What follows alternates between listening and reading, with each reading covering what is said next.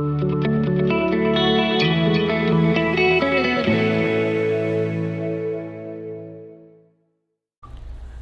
I want to highlight one of the things that really helped me kick off my entrepreneurial journey, which is unique because prior to starting the business that I have now, actually tried my hand in the restaurant business. While I was in business school, a buddy of mine, we raised some money together and we went out and acquired 2 restaurants. And the goal was to use the cash flow from those restaurants to then start to buy more restaurants so that we can scale up basically a cash flowing business. Ultimately, it did not work out that way because a couple reasons. The main one, however, was we didn't raise enough capital to weather the storm.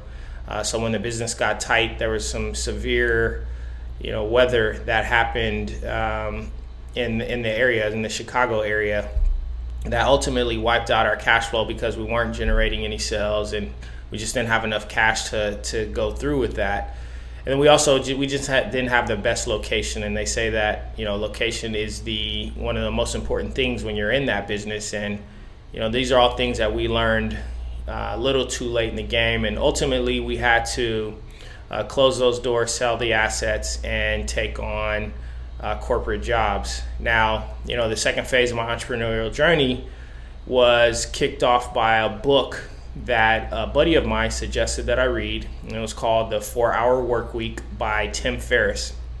And I promise you, this book completely changed my perspective. It gave me, a true understanding of how you can use the internet, a website, to generate passive income that can become your full-time income, and how to implement the systems that are necessary so that you had a business that had skill built into it, where you weren't trading your time for your business. The business is basically kind of working for itself.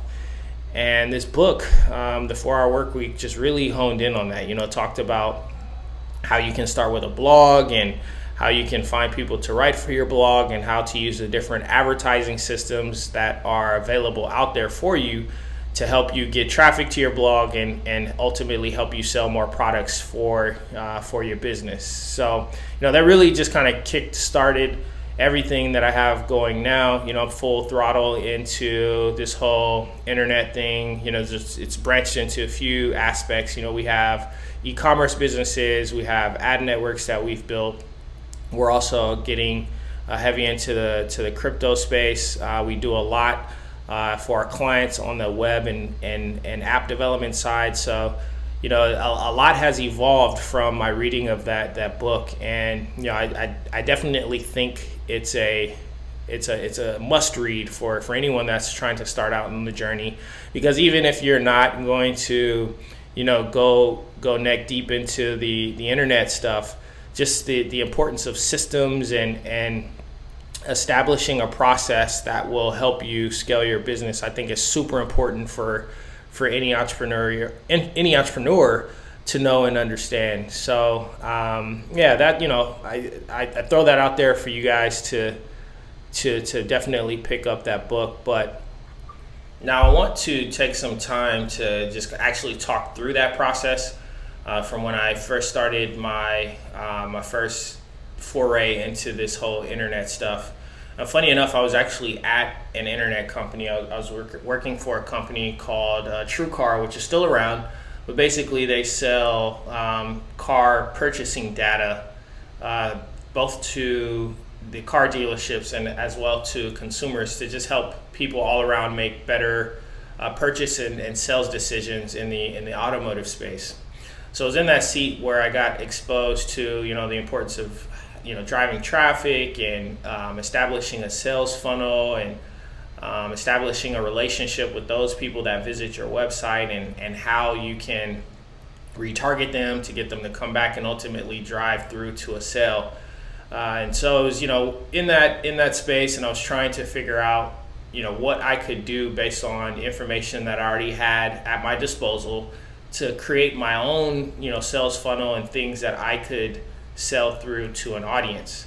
Now, I just so happened to play football in college, so I had quite a good amount of information around just that whole training process and what's required to become an elite athlete. And so I thought to myself, what would make sense, I think, is to sell information on how to run faster, jump higher, get stronger to make you an overall better athlete. And so I launched out with a platform, starting off with best football workouts. We started a blog that basically consisted of workouts that I used to do, written workouts that I used to do when I was playing college football and trying to get better. And so I took all these workouts, I compiled them into an ebook, and I started to find videos from all over the internet, Instagram, YouTube, Twitter, and compile those videos onto a website as almost like a repository of workout information for anyone that wants to become an elite athlete. Now, coupled with this website, I launched an Instagram page, a YouTube page, and a Facebook page. And lo and behold, people really started to, take a liking to this content. So I was able to build up an audience actually pretty quickly from these workouts and putting these workouts out there. And I would say within about 6 months, we had generated about 100,000 followers across the different social platforms that were, of people, both athletes and coaches and parents that were looking for this type of information to either make themselves or their athlete better.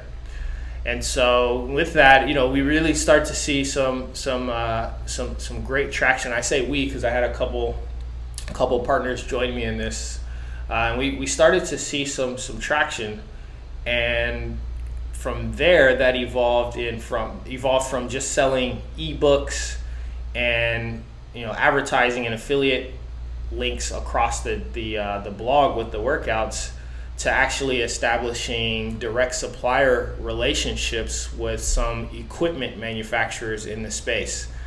So that included things like speed hurdles, speed resistance bands, different training equipment like that, primarily targeting football players and some basketball players. And we started to list these products on our website, and we found that that same audience that was buying the training information from us also started to purchase this equipment from us. And that just really led us down the path of establishing ourselves as a true e-commerce player and distributor in the sporting goods space, because it just so happened that our efforts here coincided with the shutdown of some very large major retailers in the sporting goods space. They call them the category killers, but those brands like Sports Chalet, Sports Mart, these companies started to shut down and pretty much left only the big players that were out there. And we're on the West Coast, so that includes like Dick's Sporting Goods, Big Five, retailers like that. And then you of course you have Amazon and your Targets and your Walmarts, but sporting goods is not the focus of these platforms. People purchase these items on these platforms, but it's not the focus of these platforms like it is for like a Big Five or a Dick's Sporting Goods.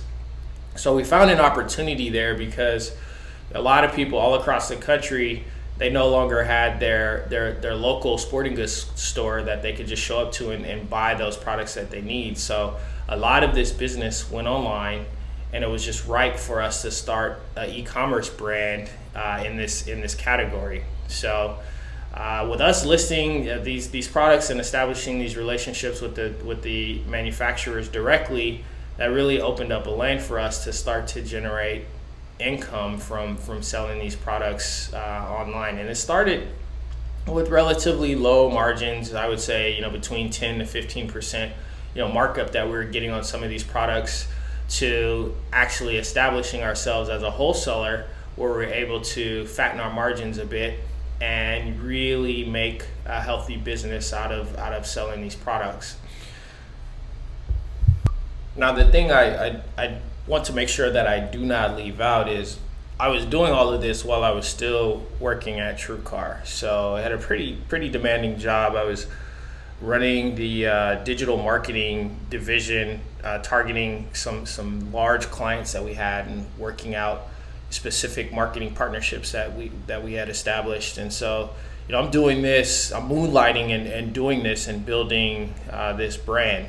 So I'm working easily probably 10, 12-hour days with my regular job, and I was coming home and spending another 2-3 hours each night on this brand that we were trying to launch online, all while having, I think I had my second child, and so trying to manage being a decent husband and father, being present, but at the same time trying to launch this brand so that I could break free and start back on my path towards financial freedom. So I wouldn't be telling the truth if I didn't acknowledge like how difficult this was, because at this time I'm double-minded. I'm trying to think about what's best for the company that I was working for and the clients and the projects and things that they had to do, all while in the back of my mind I had all these ideas burning in my head to execute and establish my own brand so that I could break away as quickly as I could. Now I got to a point, I did this whole moonlighting phase for about 6 to 8 months, and it got to a point where it was really starting to take on so much time, and I felt as though that I was getting the traction that I needed, and we're generating the revenue that I thought we needed and made sense for me to walk away from my job. Now, mind you, this was a 6-figure job. It wasn't crazy, but it was enough for me to live comfortably. And maybe with the brand, I was maybe bringing in $4,000 to $5,000 a month at this point. So nowhere near actually replacing my salary income. But, I was so eager to get back on the entrepreneurial journey and really just focus and push on this brand. By the time I hit that 8-month mark of trying to do both businesses at the same time, I decided that I was ready to walk away and quit. Now I could look back on this and say that I definitely quit prematurely, but at the time it was just I was so eager to step out and really focus on the brand that I just walked into my boss's office one day and I was like, you know what, I'm gonna put in. I think I gave him like a 6-week notice. I was like, you know what, in 6 weeks I'm stepping away and I'm gonna go out on my own. And they were really cool and supportive about it, but they were pretty surprised also that I was walking away to focus on my blog and my e-commerce site. But nonetheless, stepped out and I thought I was ready to really go after it. And little did I know I hadn't saved up enough to weather those storms that come about when you're an entrepreneur, because even though it was all good at the time, every business hits that point, what I like to call the J curve in its growth, where you're doing well and then you hit a valley, and if you don't have enough put away financially, if you don't have enough different revenue streams coming in for the business to sustain any hit to one part of the business, it can certainly cause you trouble. And that's surely what happened when we I would say probably 6 months into me quitting my job, the new business, we hit a valley, and we weren't generating as much revenue, and I couldn't figure out why and what I was doing wrong at the time. But we hit this valley, and I was not making the money that I was making when I first quit, and it got pretty rough. I went from making 4 or 5, I think we're kind of knocking on the door of $6,000 a month, to revenue had dropped down to $2,000. And what I didn't account for was the seasonality that happens with e-commerce, specifically for our business, because I was focusing on the sports realm, and our largest audience at the time was football, right? And so sports have seasons, and so when you're in season, you're not buying the same amount of product or sporting training equipment that you would purchase if you're getting ready for a season or if you're in your training season. And so I didn't truly account for this. So we hit, once football season really got rolling, we hit a trough. And I want to say it was closer to the December timeframe that this happened, and things got really rough. And so in my scrappiness and trying to figure out how to sustain, because I got a family, I got to make sure that I can provide. I had developed a skill set of building the webs, because I did all of the web building for our site and really getting into the code just from my experience at TrueCar. So what I decided to do was start to sell that expertise to other businesses that needed web help, social media help, digital marketing help, to help sustain my own personal situation. And that was, for the most part, the launch of our agency brand, Clicks Media. And so little did I know that was going to set me on the path of managing, two successful businesses. But at the time, it happened at a point of desperation and trying to figure out how to provide. And so we launched this, consultancy agency to help these clients. And I got some old colleagues that I used to work with to hire me as an agency, just so that I could sustain what we were doing. So we're doing web development. At the time, we weren't doing app development, but mostly web development and social media marketing. So I was hiring, or people were hiring me to run their Instagram and Facebook page, for an account fee. And I did this for about a year, 2 years, while I was trying to also run this e-commerce blog that we had launched. And so it was definitely an interesting time, because I was trying to figure out what my purpose was at this time. I left my job to start this brand that wasn't doing as successful, or wasn't as successful as I thought it was going to be. And then I'm spending a lot of time helping other businesses with their own problems. And I felt like that was putting me back in a position that I was in my previous job, where I was mostly operating on the behalf and solving other folks' problems and trading my time for money, and not really focusing on pursuing my dreams and truly achieving that financial freedom. I wasn't getting leverage on my time. I was still trading my time for dollars. But this was all part of my journey and trying to figure it out. And there are times where, when the agency side of the business slowed up, I still had to have that income coming in. So I signed up for Uber, Lyft, Postmates, DoorDash. I did all those ride sharing and gig economy type jobs, Instacart. I did all of them, just to help sustain that income while the different businesses were going through their ebbs and flows. And every now and again, I would refer back to the that 4-Hour Workweek book.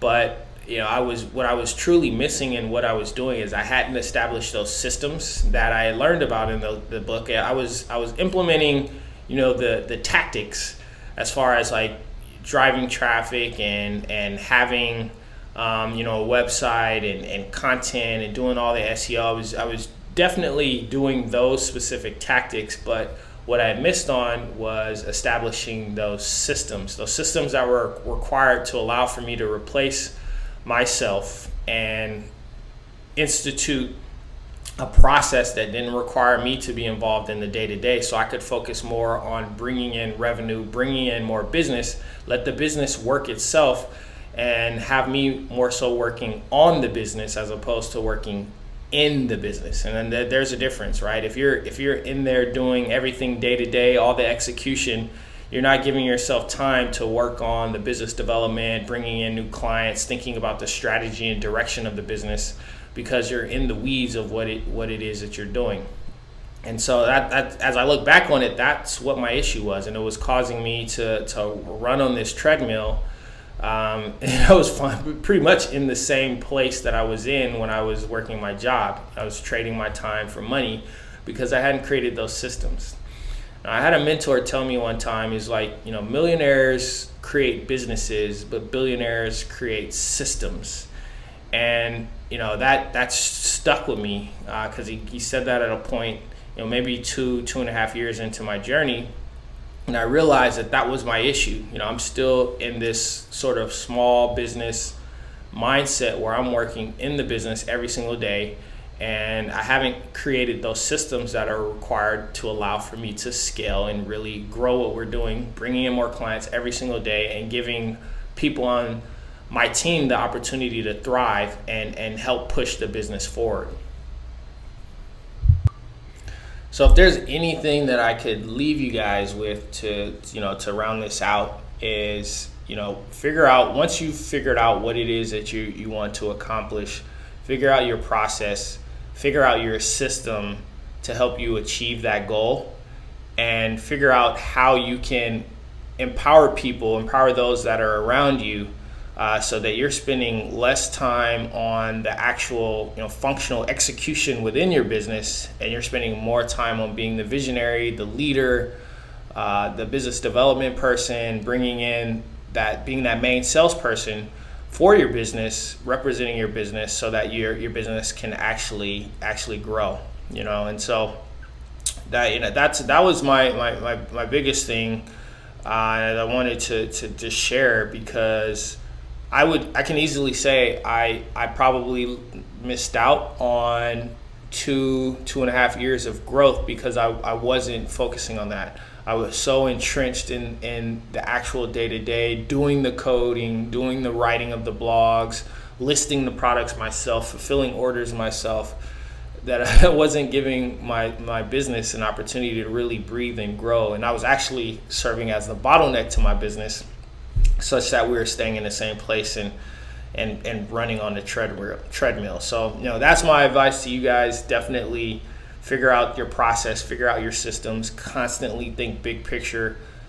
Make sure that you hone in on the details and your details are right within your business, but yet you establish that process in that system to allow for you to scale your business. All right, guys, thanks for joining us here today on the Hustle Report. We appreciate you giving us your time, and we'll see you on the next episode. We out.